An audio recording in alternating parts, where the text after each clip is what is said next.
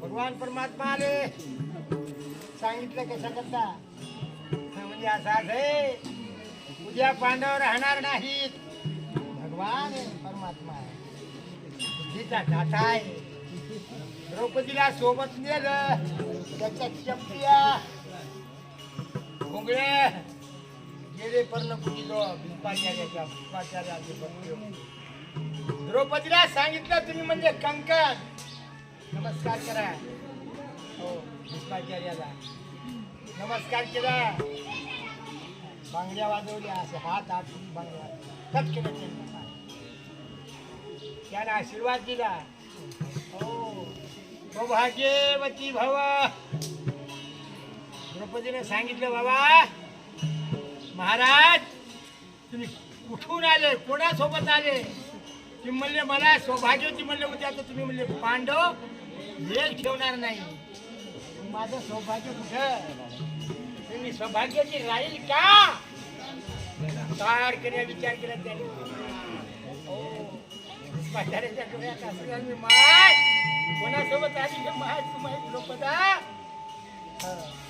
माझे म्हणे रक्षकारक आहेत म्हणजे उभे चला आवडतो मला. भगवान परमात्म्याने दर्शन घेतलं आणि कृष्ण परमात्म्याला सांगितलं अरे कृष्णा माझ्यासारखे असे किती भीष्माचार्य आले म्हणले बाल बाका होणार नाही. सत्याच्या घरी भगवान आहे आत्ता आहे.